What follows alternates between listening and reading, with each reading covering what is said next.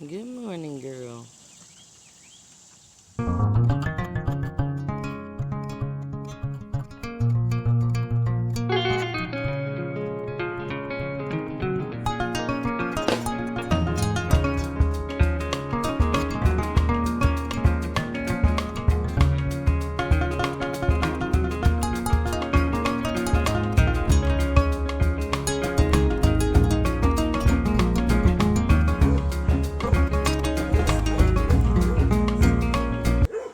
Scott Burnage, what's your buddy over there yelling about today?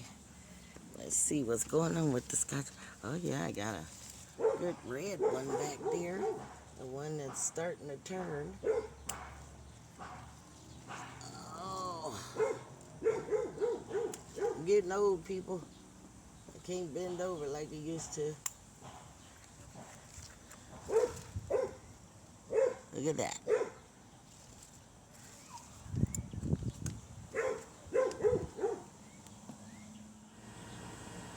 Hey, guys. Look, they're still producing. Although they all got attacked by grubs, this planet's doing well. Everything's slow here, but even over here, I have tomatoes still producing. Oh, I love heirlooms. They have the strength of all get out in them. But shalom, y'all. It's your sister Jay with another segment of Country Living in the City. And I'd like to thank you for tuning in this morning for our morning cup of Java. Isn't this nice? This is my farm family, the Christopher family, my father's family. And I'm enjoying a sweet cup of coffee with some oat milk. And I think this is Mexican coffee. Can't remember the name, but it's delicious. But I was coming on today this is a new segment I'm trying to introduce. It's called uh, Morning Java with Sister J. So today I wanted to talk to you about uh, heirlooms versus hybrids versus non-GMO GMO seeds. I became very concerned with my health in 2019, so I was already starting to garden, but I put it in overdrive when I got diagnosed with diabetes. I got diagnosed with high cholesterol and some other vitamin deficiency. So I knew I needed to do something. I'm a nurse by profession, but uh, all the things I've taught to people over the years, I wasn't doing myself. Isn't that crazy?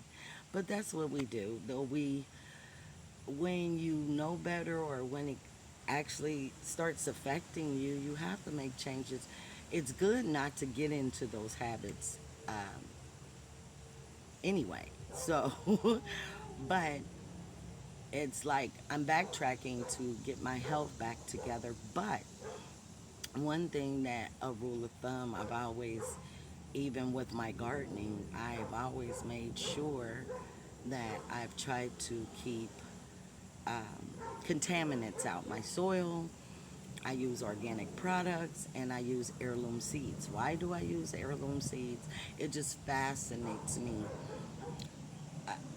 in appreciating what God can do because when I started my garden, I got my seeds from a grower that had 100-year-old seeds. Well, the grandparent plants were generation after generation after generation. So I find their strength in heirloom seeds that I don't see in hybrids. And also, a downfall is you can't harvest hybrid seeds from year to year. um, but you can with heirlooms. So it cuts down cost if you are an avid gardener. And like I said, I grow during the summer, I grow in the fall, spring, and as far as I can push my growing season, I will, um, if I'm able to. But I keep food because it's just, I'm only cooking for myself now. But the thing is, it teaches you how strong the heirloom can be. Um, my tomato garden got attacked by grubs, but I'm still producing. I'm still producing, and and even the ones that I planted from seed that came from heirloom seeds that I um, harvested the previous year, they are doing okay. I showed you some pictures of them, but I'm still bringing in, and this may not be because I'm not growing for a family. I'm just growing for me. So this is a lot for me because I can do many things for this now.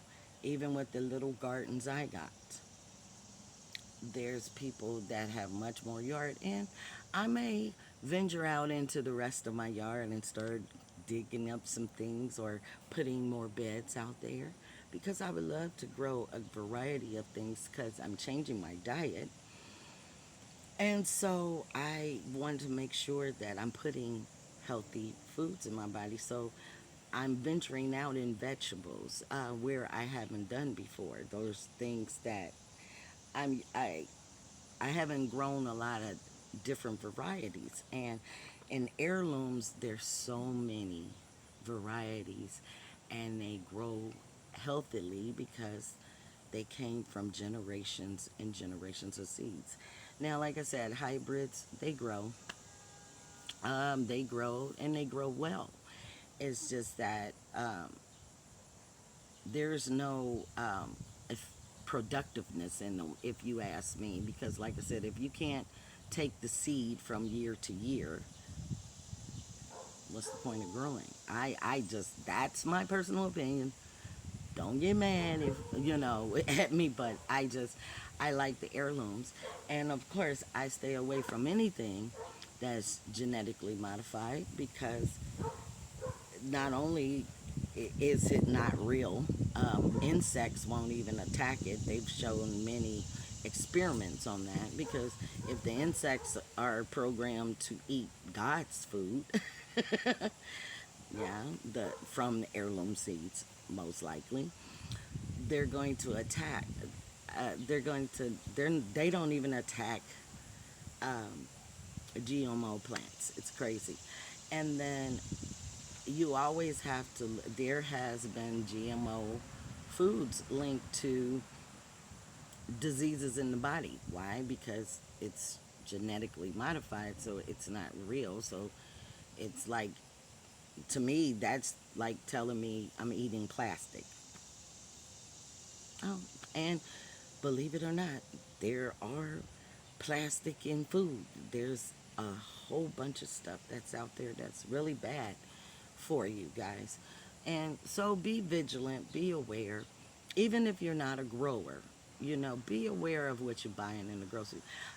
My kids crack up because when I do go to the grocery store, I may only be there to get 3 items, and I take over an hour or anything because I'm reading everything. And my advantage is I'm a nurse, so I know a lot of scientific things, even though I can't pronounce the crap. But but I know that's not real. That's not food. That doesn't come from the ground. That doesn't come from something God made. So I just wanted you guys to just take a thought about just appreciating what God does and work versus what man does. I just want to remind you guys that the creature will never be greater than the creator. So that is why I stick to heirlooms, because I appreciate that even though I have problems in my soil this year, I'm still getting a harvest. So just wanted to share that with you guys. Until next time, shalom.